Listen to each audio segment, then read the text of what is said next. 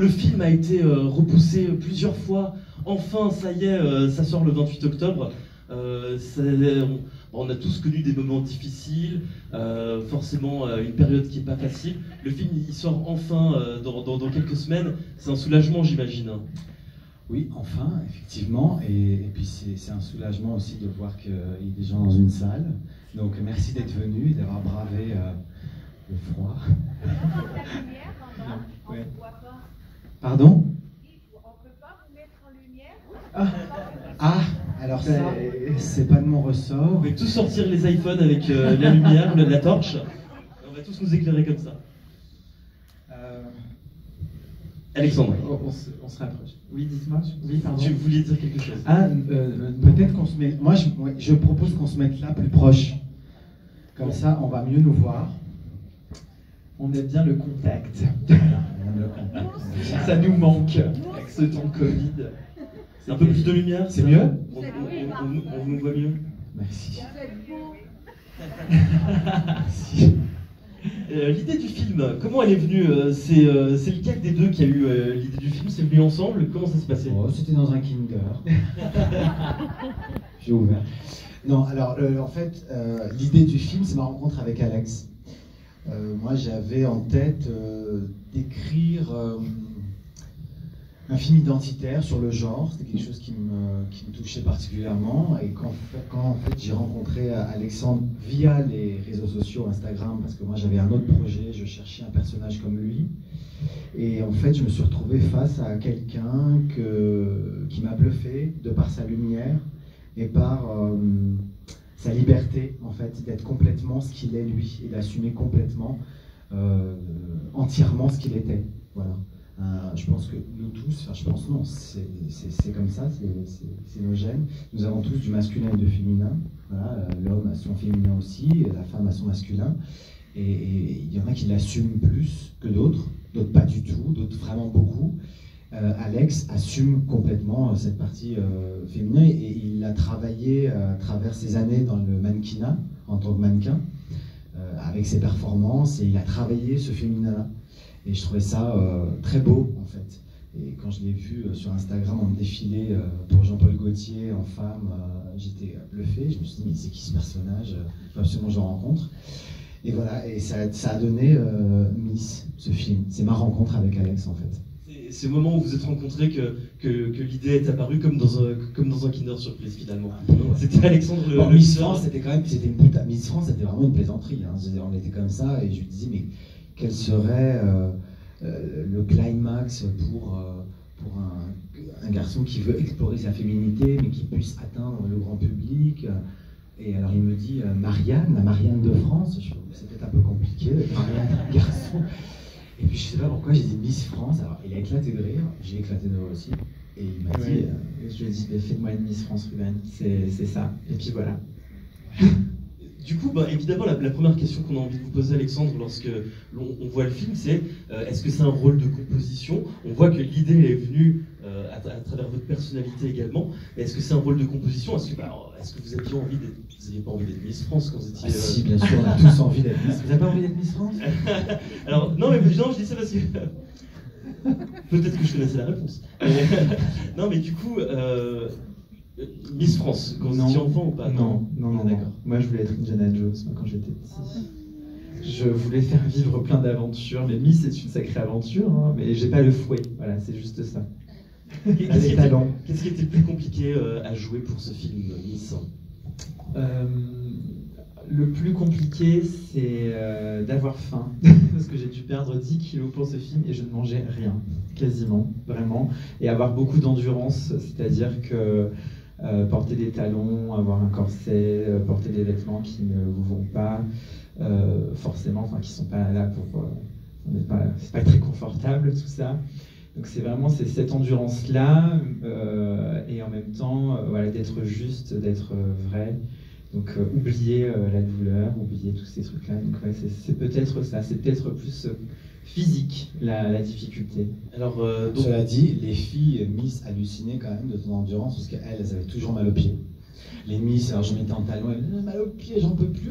Lui, rien. Ouais. Il disait rien. Donc on a compris le secret pour celles et ceux qui ont envie de perdre un peu de poids, c'est de rien manger pendant combien de temps? Ce n'est pas une bonne idée. C'était là, par contre, j'ai rien mangé, mais C'est pas vrai. J'ai rien mangé. Cours pendant 2 mois. J'avais des cours, voilà. Alors, j'avais un régime drastique qui n'est pas fait pour une vie normale.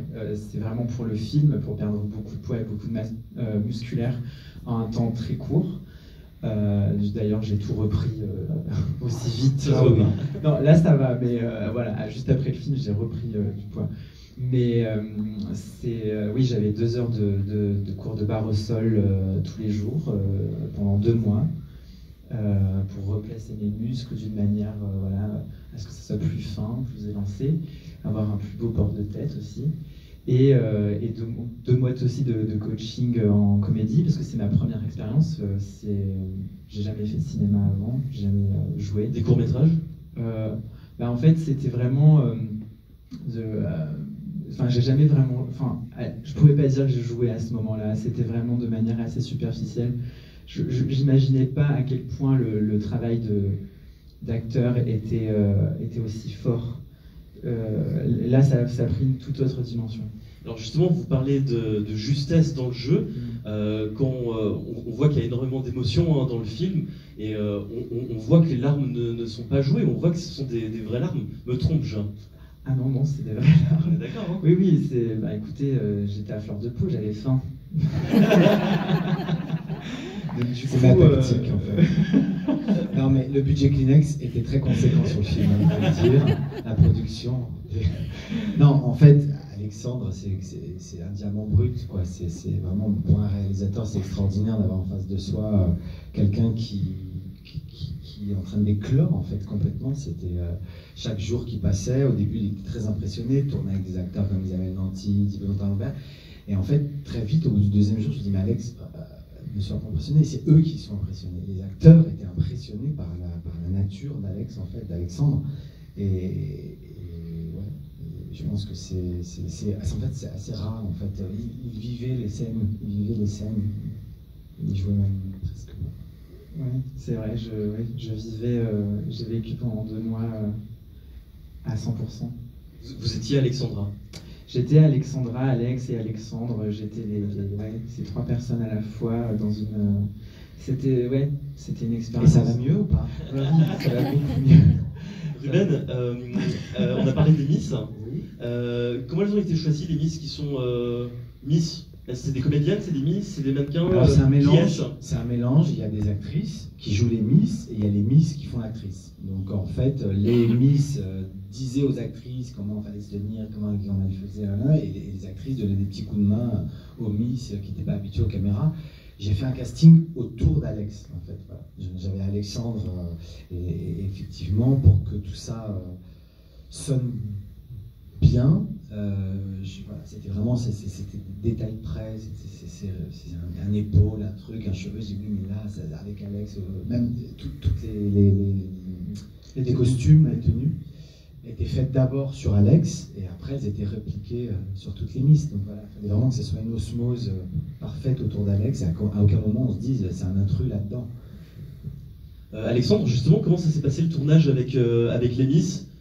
Elles ont quand même été sympas, plus que dans le film, j'imagine. Hein. Ah oui, c'était des copines. Enfin, moi, je me sentais vraiment Miss au milieu de Miss, quoi. Ça piaillait à la cantine. Ouais.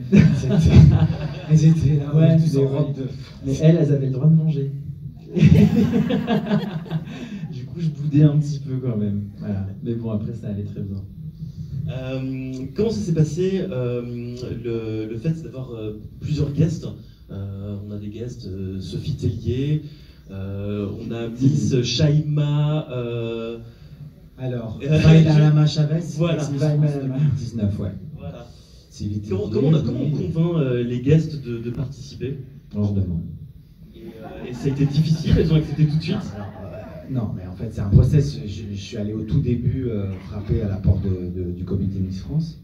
Et Endemol Shine, donc, qui détient la marque Miss France, m'a ouvert ses portes très chaleureusement. Ils ont tout de suite compris la fiction, le film qu'il y avait derrière l'enjeu, et ils ont été vraiment super. Et du coup, dès le départ, avec le scénario. Enfin, moi j'ai écrit en fait pendant un an, je regardais comment ça se passait, j'allais derrière, j'ai tout suivi.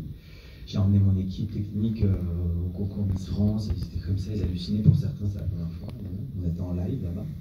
Et voilà, et Sylvie en fait depuis le départ elle était là, donc du coup, à bout d'un moment, bon, elle m'a tendu une perche, elle m'a dit mais comment elle a dit à un moment un truc d'actrice, je sentais qu'elle avait envie. Elle avait envie de participer. Ouais, elle avait envie de faire. Et du coup, je lui ai dit non, mais évidemment, j'ai prévu de te faire faire. Et donc, je lui ai fait la présentatrice. Mais c'est intéressant justement d'avoir remplacé Jean-Pierre Foucault par Sylvie. Par une femme. Bah oui, c'est voilà. une bonne idée. C'est un film de femmes. Et justement, le comité Miss France, il a été impliqué. Est-ce qu'ils ont donné leur avis, leurs suggestions Alors, suggestions, non, pas du tout, pas aller jusque-là. Mais leur. Ils ont dit ça, non. Non, vraiment. Moi, je m'attendais pas à ce qu'ils m'ouvrent les portes comme ça, hein, par rapport à un pitch comme ça. Quand on va voir Miss France et qu'on dit c'est sur un garçon qui veut devenir Miss France. Bon, il y a eu un petit blanc quand même, hein, de 5 secondes. Ah bon, ok. Et puis en fait, après, quand ils ont du scénario, ils disent on vous prête tout ce que vous voulez. Bon, malheureusement, on a dû tout recréer parce que la logistique est compliquée. Les costumes qu'ils voulaient nous prêter, c'était pas forcément mon goût, donc voilà, c'est un espèce de mélange, mais ils sont partenaires du film, ils ont été super.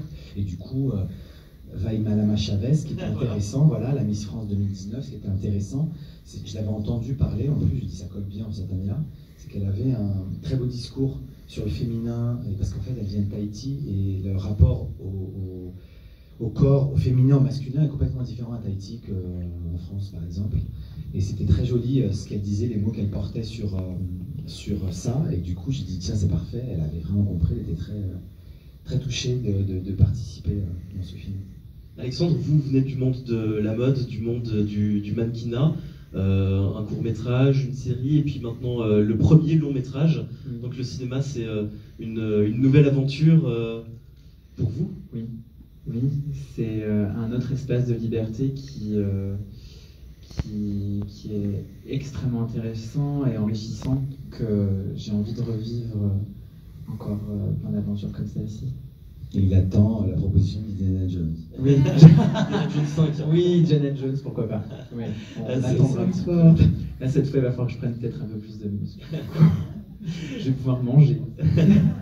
Forcément, c'est un film qui suscite beaucoup de réactions, des réactions très positives, puis d'autres qui sont peut-être forcément un peu moins positives. Comment on gère des réactions qui sont peut-être pas forcément très positives?